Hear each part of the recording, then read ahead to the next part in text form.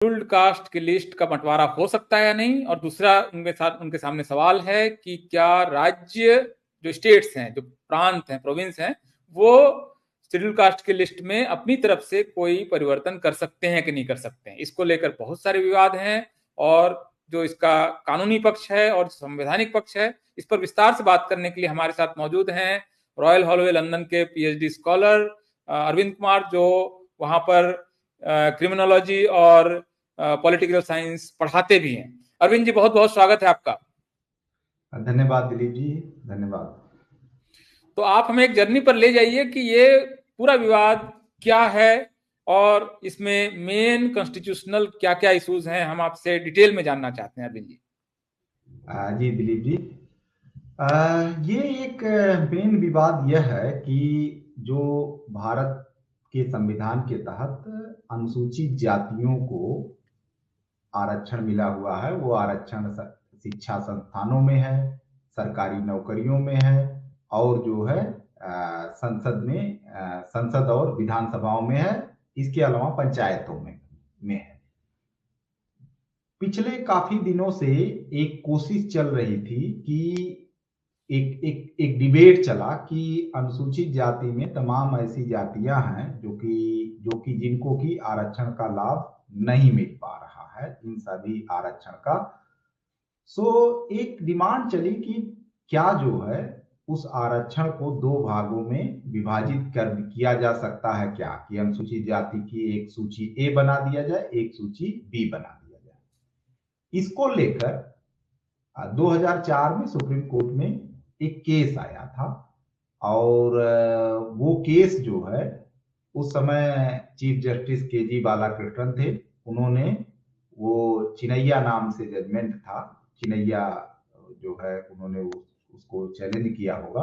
आंध्र प्रदेश से वो case emerge हुआ था, और यहाँ आने के बाद वह केस सुप्रीम कोर्ट की 5 जजों की एक संविधान सभा की संविधानिक बेंच बैठी, जिसको उस समय भारत के चीफ जस्टिस के जी बालाकृष्णन हियर कर रहे थे, और उन्होंने उसको पाया कि यह जो है अनुसूचित जाति के अंदर दो कैटेगरी नहीं बनाया जा सकता है। पहला चीज तो ये उस जजमेंट में ये तय कर दिया गया था। दूसरी चीज ये है कि बहुत लंबे समय से राज्य सरकार अनुसूचित जाति की लिस्ट में छेड़छाड़ करने की कोशिश कर रही थी। सो जो कि इलीगल था। केंद्र सरकार बार बार कह देती थी कि हाँ ये गलत है, और वो कोर्ट से स्ट्रक डाउन हो जा रहा था। तो पंजाब सरकार ने अभी पिछले कुछ सालों में, अकाली दल की जब वहां सरकार थी, तो उसने अनुसूचित जाति में एक बार फिर से दो समुदायों को विभाजित करने की कोशिश किया, जिसमें वाल्मीकि और मजहबी को अलग करने की कोशिश किया। और जब वो उसने अलग करने की कोशिश किया, तो दोबारा से पंजाब और हरियाणा हाई कोर्ट ने उसको चैलेंज कर दिया, स्ट्रक डाउन कर दिया, खारिज कर दिया। सो पंजाब सरकार उसको मुकदमे को सुप्रीम कोर्ट लेके आई, और पंजाब सरकार ने कहा कि जो है, पंजाब और हरियाणा हाई कोर्ट ने उसको खारिज चिनैया जजमेंट को के आधार पे किया था। फिर वो मामला सुप्रीम कोर्ट में आया, और सुप्रीम कोर्ट में इन्होंने ये कहा कि हम एक बार फिर से चिनैया जजमेंट को, जो 5 सदस्यीय संविधान कॉन्स्टिट्यूशन बेंच थी, उसको री एग्जामिन करना चाहते हैं, री एग्जामिन करना चाहिए कि क्या वो सही तरीके से डिसाइड हुआ है या नहीं हुआ है। ऐसे में ये मामला लटका रहा, और अभी पिछले 10-12 दिन पहले जो है, इस पर अचानक से अनाउंस होता है कि एक 7 जजों की बेंच बैठेगी और चिनैया जजमेंट को री एग्जामिन करेगी। और जब वो जजमेंट री एग्जामिन किया जाना शुरू हुआ, तो उसमें, जैसा बहुत बार मैंने इस बात को रेखांकित किया है, कि जो है ये सब कुछ इतने जल्दी में हुआ कि इसको लेकर प्रिपेयर करने के लिए अनुसूचित जाति वगैरह के लोग बहुत ज्यादा तैयार नहीं थे। खैर, थोड़ा सा हंगामा हुआ, तो कुछ वकील वगैरह गए, और इसमें भारत सरकार की तरफ से सॉलिसिटर जनरल अपीयर हुए, और उन्होंने कहा कि हम हम जो है ये मानते हैं कि अनुसूचित जाति की लिस्ट में किसी को शामिल करने और का अधिकार राष्ट्रपति को है और किसी को बाहर करने का अधिकार संसद को है। राज्य सरकारों को और या राज्य की विधानसभाओं को इस तरह का कोई अधिकार नहीं है। ये भारत के संविधान के आर्टिकल 341 में ये बात लिखी हुई है कि अनुसूचित जाति की लिस्ट कैसे बनेगी। आपके सामने ये होगा 341 जो है, यस 341 जो है, ये कहता है कि द प्रेसिडेंट में with the respect of any state or union territory and whereas it is after consultation with the government by public notification specify the caste, race or tribe or part or group within caste, race or tribe which shall for the purpose of this constitution be deemed to be scheduled caste in relation to that state or union territory or case may be।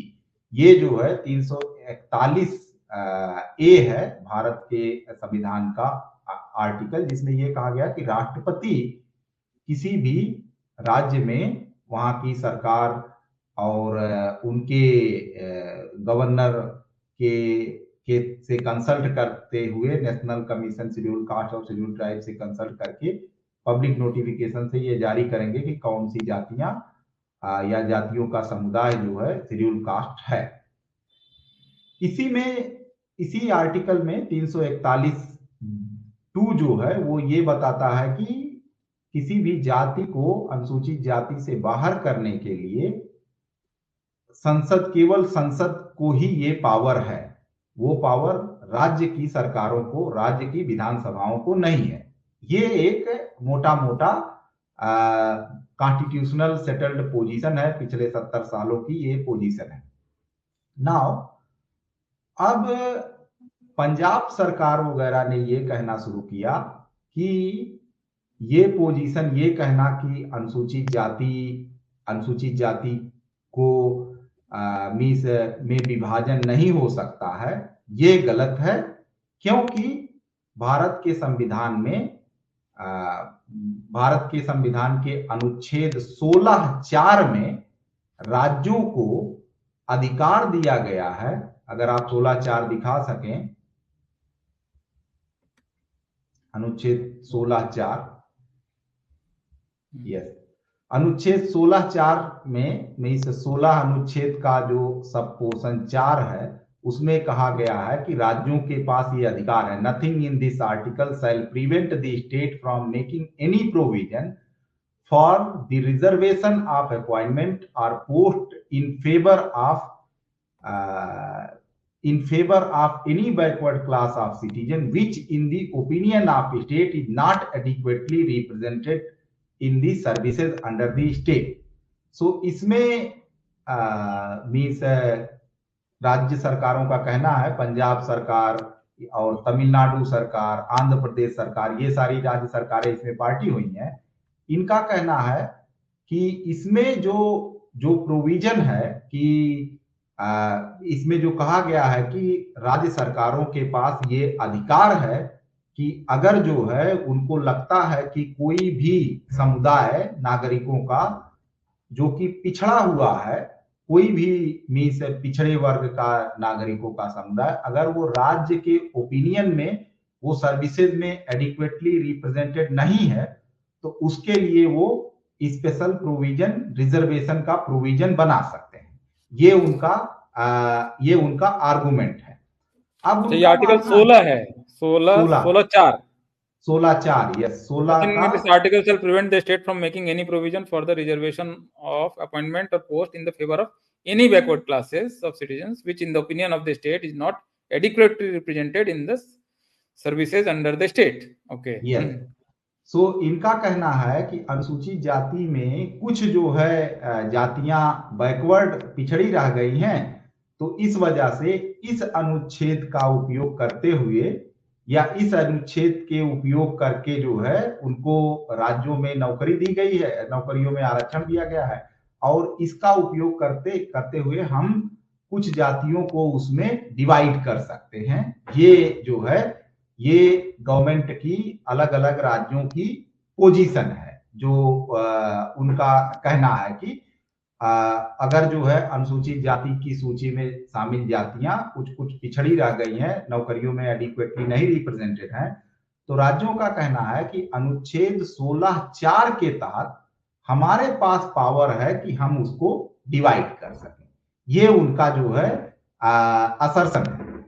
Right. जबकि अगर आप भारत के संविधान का 341 का 41(2) को अगर आप पढ़ेंगे तो वो कहता है कि अनुसूचित जाति में किसी जाति को बाहर या अंदर करने का पावर केवल पार्लियामेंट के पास है, वो किसी अन्य के पास नहीं है।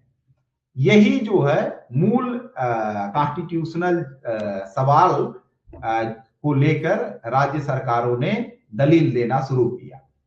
सो इसमें जो है केंद्र सरकार ने इस चीज को तो डिफेंड किया कि राज्यों के पास वो पावर नहीं है कि अनुसूचित जातियों को किस तरीके से डिवाइड किया जाए, किस तरह शामिल किया जाए, लेकिन तो उन्होंने कहा कि हम ये मानते हैं कि डिवीजन किया जा सकता है, मतलब अगर पार्लियामेंट चाहेगी तो उसको डिवाइड कर सकती है। ये एक इशू था। और दूसरा इशू ये आया कि इसमें कहा गया कि अनुच्छेद 16(4) के तहत ही अलग अलग जातियों को आरक्षण जो है दिया गया है, बैकवर्ड कास्ट को, शेड्यूल कास्ट को और जनजातियों को। उन्होंने कहा कि ये तीनों जो है schedule cast, backward caste means backward caste, और जो ये टर्म है any section of backward caste of citizens, वो अनुच्छेद 16(4) के तहत ही वो बैकवर्ड जो है वो एक तरीके की बैकवर्ड कास्ट है।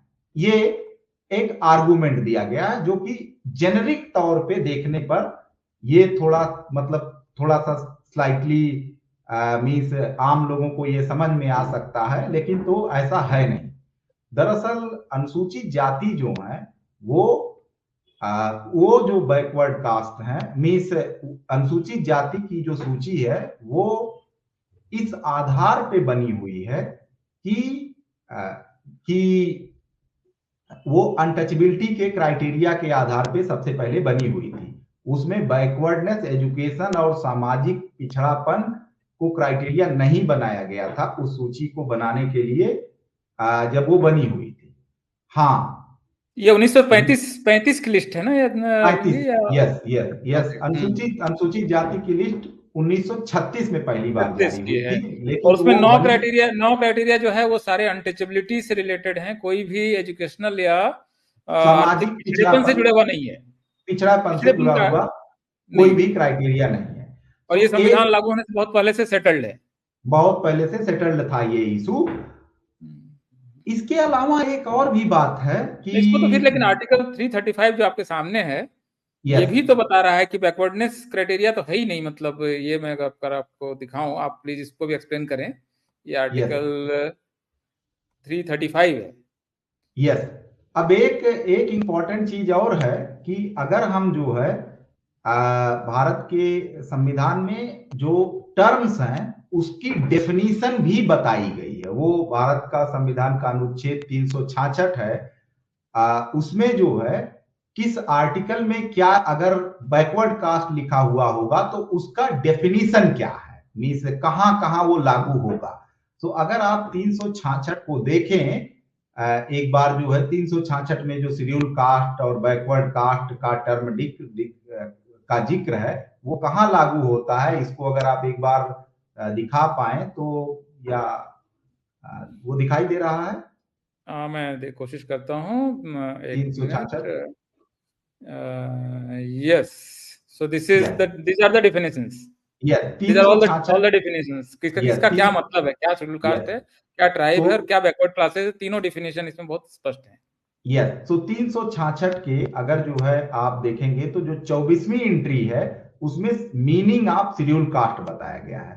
Schedule caste means such caste, race और ट्राइब्स आर पार्ट और group within such caste, race और tribe as are deemed under article 341 to be schedule caste for the purpose of this constitution.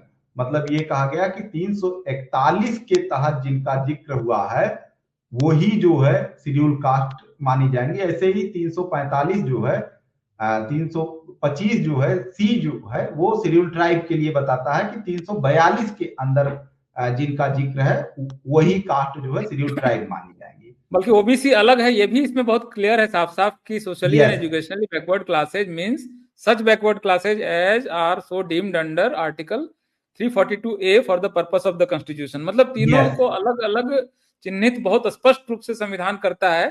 Supreme yes court और अभी जो लोग कर रहे हैं ये तीनों को मान रहे हैं कि तीनों बैकवर्ड क्लासेज, और तीनों को मिला के अब ये शेड्यूल कास्ट में बैकवर्डनेस ढूंढ रहे हैं, जबकि शेड्यूल कास्ट एक अब होमोजेनस कैटेगरी है और यस उसका बनने का आधार ही ये नहीं है बैकवर्डनेस।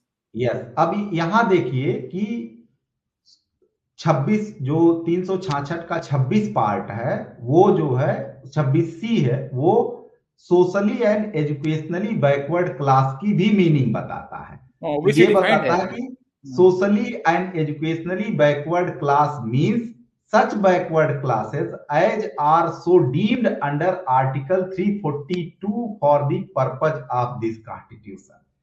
सो 342 जो है 26 को यहां पर socially and educationally backward class की जो मीनिंग है भारत के कॉन्स्टिट्यूशन में उसको भी बताया जा रहा है कि वो कॉन्स्टिट्यूशन का उसका मतलब ये होगा कि 342 में ए में जो बैकवर्ड कास्ट डिक्लेयर होंगी वो जो है उनको कंसीडर किया जाएगा। अब अगर आप ये देखिए कि एक बार जो है आप 16A को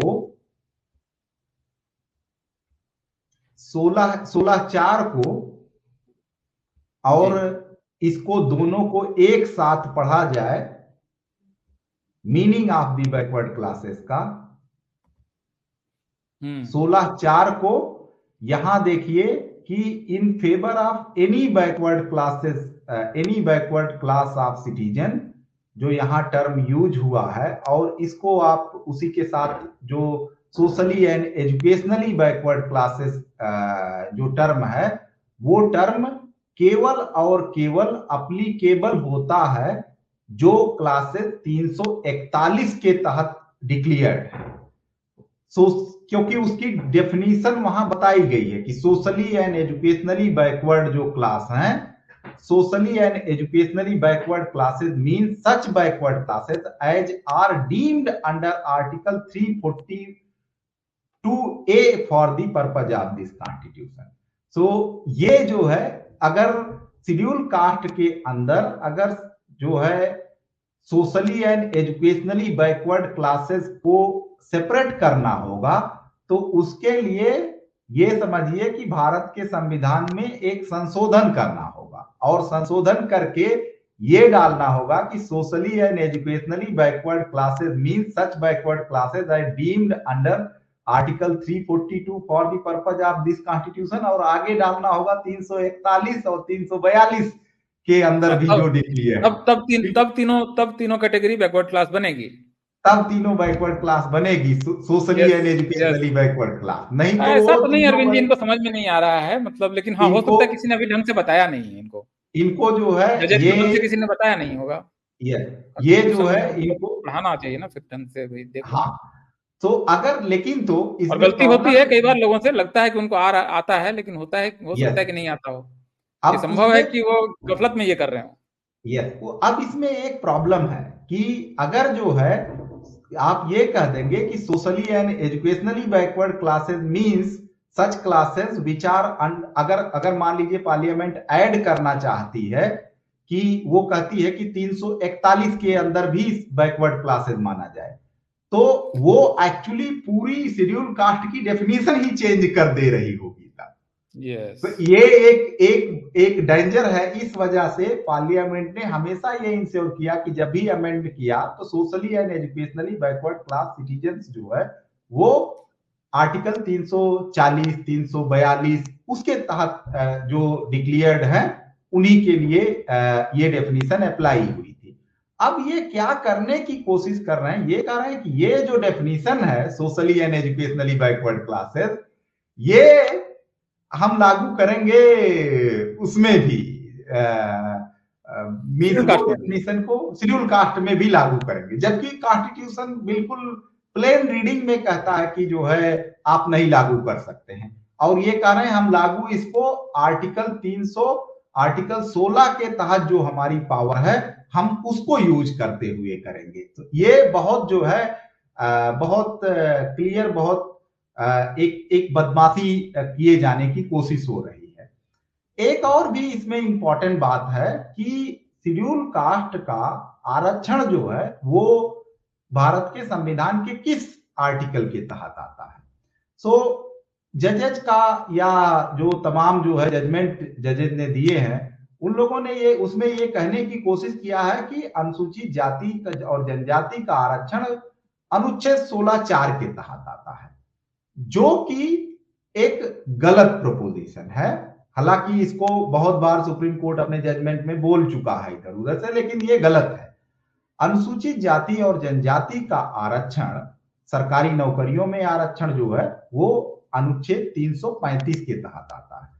335 देखिए ये कहता है, the claim of the members of schedule caste and schedule tribe shall be taken into consideration consistently with the maintenance of efficiency of administration in the making of appointment to services and post in connection with the affair of union or a state. So ये जो है ये इस अनुच्छेद 335 बहुत ही clearly तरीके से बताता है कि जब भी अपॉइंटमेंट किया जाएगा उसमें शेड्यूल कास्ट और शेड्यूल ट्राइब का कंसीडरेशन मैंडेटरली कंसीडर किया जाएगा। यहां एक बात और भी ध्यान देने की जरूरत है कि जो अनुच्छेद 335 है उसमें लिखा गया shall be taken into consideration, जिसका मैंडेटरी करना पड़ेगा, मतलब है कि करेगी, मैंडेटरी करना ही पड़ेगा। मतलब उसमें सरकार के सामने कोई चारा नहीं, क्योंकि 335 अनुच्छेद 26 जनवरी 1950 को ही लागू हो गया। जजेज कह रहे हैं कि जो शेड्यूल कास्ट का रिजर्वेशन वो अनुच्छेद 16(4) से आता है। अगर आप अनुच्छेद 16(4) दिखाएं, अनुच्छेद 16(4) में कहीं बैकवर्ड शेड्यूल कास्ट का जिक्र ही नहीं, उसमें लिखा है any backward classes of citizen. और इनफैक्ट अनुच्छेद 16(4) जो है भारत के संविधान, इसकी भाषा भी देखिए अरविंद जी, ये कह रहा है कि nothing in this article, that is article 16, shall prevent the state from making any provision for the reservation of appointments of post। तो इसका मतलब हुआ कि ये जो है ये 16(4) मैंडेटरी नहीं है, इसीलिए संविधान लागू होने के दिन से लागू नहीं हो पाया। ये जाकर मंडल कमीशन आता है, मतलब फर्स्ट बैकवर्ड क्लास कमीशन बनता है, फिर सेकंड बैकवर्ड क्लास कमीशन बनता है, फिर जाके मंडल कमीशन की रिपोर्ट आती है, फिर उसको वो बीपी सिंह लागू करने की घोषणा करते हैं, फिर इंदिरा साहनी केस आता है, और इसके बाद जाके नरसिम्हा राव सरकार में सीताराम केसरी जब कल्याण मंत्री हैं तब ये लागू होता है। तो को इसलिए भी समझना बहुत जरूरी है कि जो शेड्यूल कास्ट का रिजर्वेशन है वो संविधान लागू होने के दिन से लागू है, क्योंकि वो मैंडेटरी है, उसमें आप कोई इफ एंड बट नहीं कर सकते हैं। लेकिन ओबीसी में क्योंकि इफ एंड बट कर सकते हैं, तो जब बाबा साहब ने इस्तीफा दिया है तब उसमें भी कहा है कि बैकवर्ड क्लासेस के लिए हमने एक प्रावधान किया है 340, आप उसको लागू नहीं क्यों कर रहे हैं, ये उन्होंने एक कारण बताया अपने इस्तीफे का। तो उसमें क्योंकि एक गुंजाइश थी कि मतलब स्टेट चाहे तो कर सकता है टाइप वाला भाव है 16(4) का, जबकि 335 में है करना ही है आपको, मतलब करना ही पड़ेगा। यस करना ही पड़ेगा।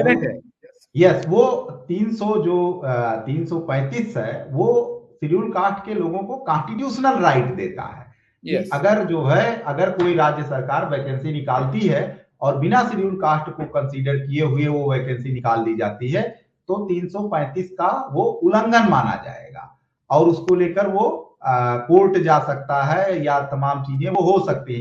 ये उनके पास राइट था।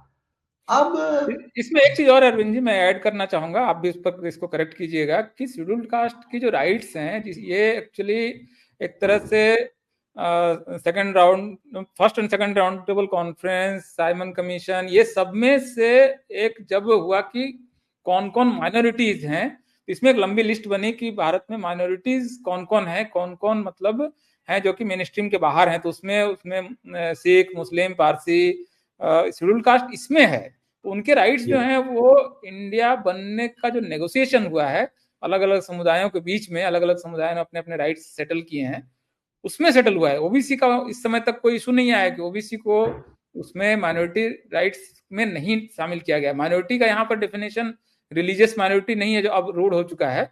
तो इनका रिजर्वेशन जो है माइनॉरिटी राइट्स का रिजर्वेशन है, जो कि भारत के बनने की प्रक्रिया का आरक्षण है।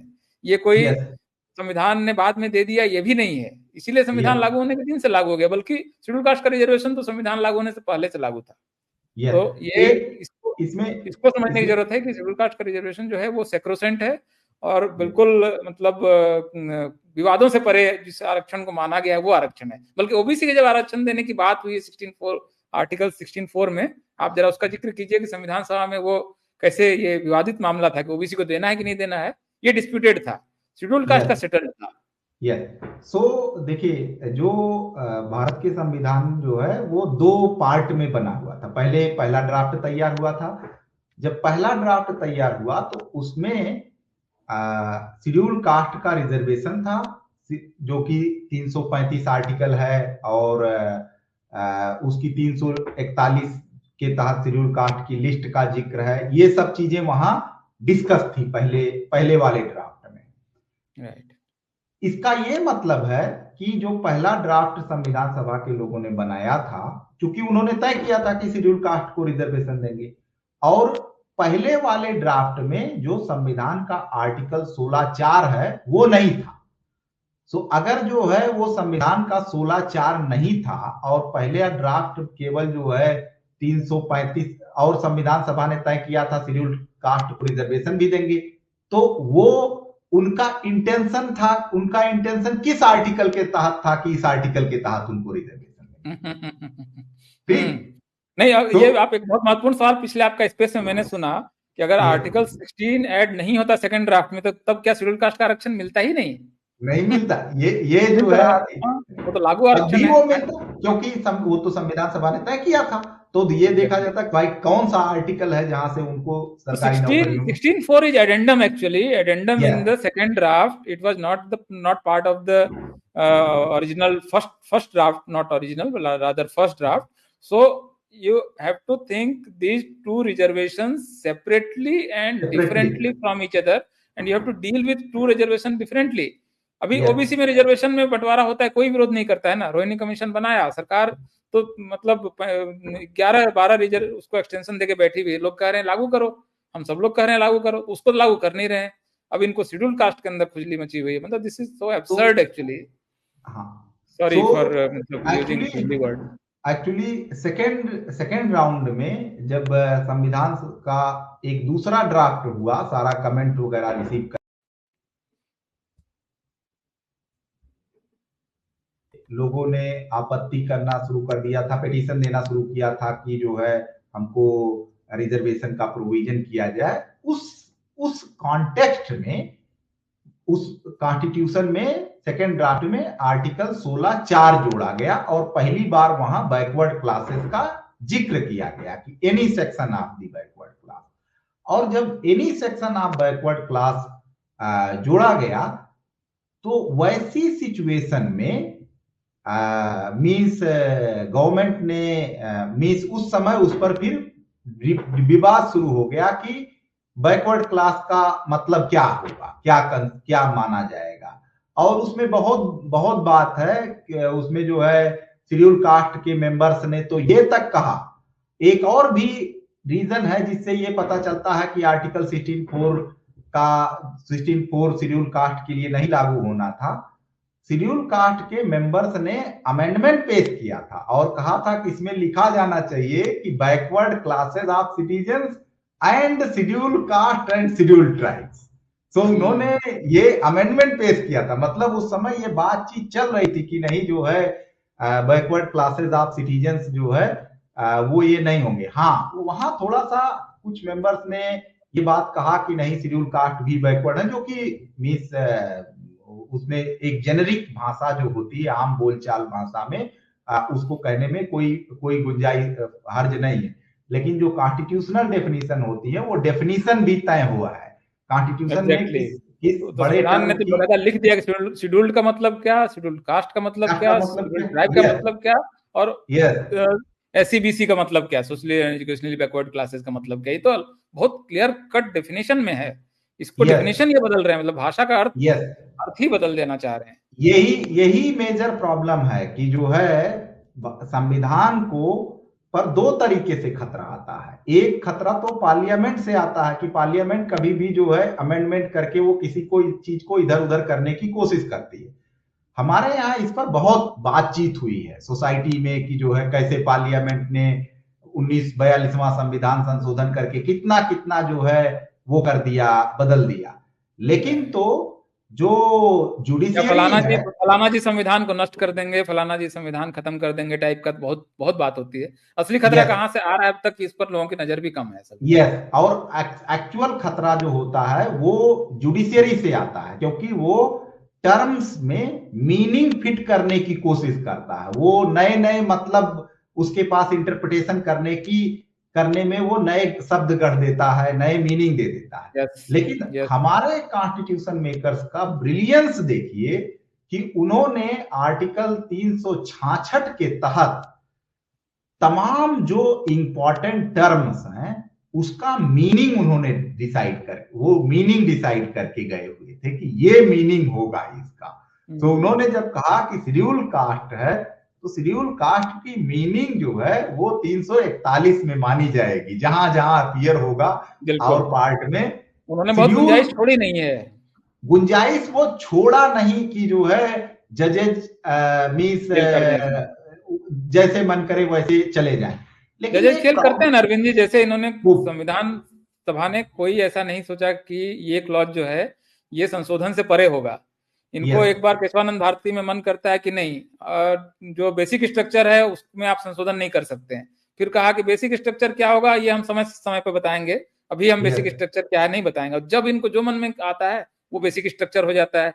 जब यस, कॉलेजियम खत्म करने के लिए सरकार NJSC लाती है तो कहते हैं नहीं, वो जजों को नियुक्त करना जो है ये बेसिक स्ट्रक्चर है। तो बेसिक मतलब स्ट्रक्चर, यस, ये वही ये यस, यहाँ पर भी मेरे ख्याल से इसी तरह का कुछ करने की कोशिश हो रही है।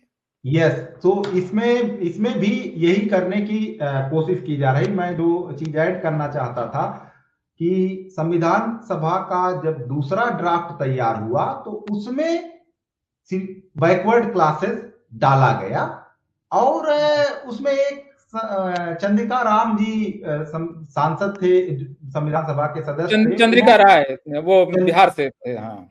चंद्रिका राम चंद्रिका राम, हाँ, जी, चंद्रिका राम जिज्ञासु यस, ऐसे पता याद या नहीं हाँ। आ रहा मुझे, हाँ। तो चंद्रिका जी थे उसमें, यस। उन्होंने वहां बैकवर्ड क्लासेस की मीनिंग पूछी गई कि बैकवर्ड क्लास जो आर्टिकल 16 में है वो क्या होगा।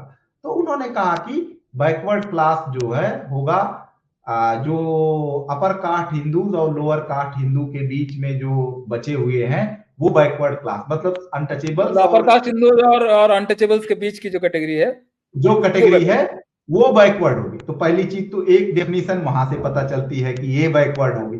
दूसरी चीज ये थी कि जो है तमाम रिलीजियस माइनॉरिटीज के मेंबर्स ने कहा कि बहुत ढेर सारे जातियां जो है वो हमारे यहाँ भी बैकवर्ड हैं, तो उनको भी कंसीडर किया जाए। तो इस वजह से ये उसकी डेफिनेशन को थोड़ा वेग छोड़ा गया कि बहुत क्लियरली उसे डिफाइन नहीं किया गया।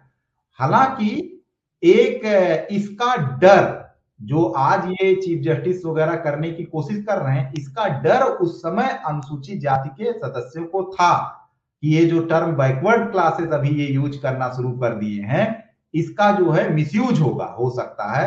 उन्होंने इस वजह से उस समय अमेंडमेंट पेश किया था, और अमेंडमेंट पेश करके कहा कि जो है backward classes and schedule caste and schedule tribe उसमें जोड़ा जाना चाहिए आर्टिकल 335 में, 16(4) में। 16(4) में ये सोलह जोड़ चार देते में तो तीन अलग अलग कैटेगरी दिखने लगती साफ उसमें। तीन अलग अलग कैटेगरी दिखने लगती जो है, बट स्पेकुलेट वो कर रहे थे कि हाँ ये जो है ये होने जा रहा, जो कि जिस आर्गुमेंट को ये लोग अब बढ़ाने की कोशिश कर रहे हैं। तो ये एक मोटा मोटा ये इशू है।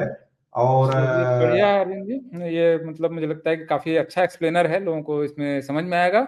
और कुछ नहीं करना है, आपको संविधान अपने सामने रखना है और क्लॉज बाय क्लॉज उसकी रीडिंग कर लीजिए, जो भी रिलेटेड क्लॉज हैं। तो मुझे लगता है कि बहुत क्लियर है कि किस तरह से शेड्यूल कास्ट और ओबीसी और शेड्यूल ट्राइब ये सब अलग अलग कैटेगरी है, नंबर वन डेफिनेशन जैसे अरविंद जी ने बताया। दूसरा, तीनों को कैसे पहचाने, कैसे वो कहाँ जाएगा, ये सब भी बहुत डिफाइंड है। और इसके अलावा आरक्षण तीनों का कहाँ कहाँ से आएगा ये भी डिफाइंड है। तो एक तरह से संविधान ने बहुत उलझन की गुंजाइश छोड़ी नहीं है। अब उलझन पैदा करने की कोशिश हो रही है कि हमने तो एक जजमेंट दिया था, वो हमारा उसको एक पवित्र चीज मान के कि हमारा उस इंदिरा साहनी में हमने ऐसे कहा था और नागराज में ऐसे कहा था और अशोक ठाकुर में ये कहा था, तो ये या चंपकम दुराई राजन में ये कहा था, वो सब तो 16(4) है तो 16(4) से आएगा। ये मतलब अपने डिफिनेशंस को, ये अपने फैसलों को ये संविधान के ऊपर रखने की जो कोशिश कर रहे हैं, तो ये मेरे ख्याल से बिल्कुल ही गलत प्रपोजिशन है। And this will, I hope that this will boomerang on the supreme court. Let's hope for the best.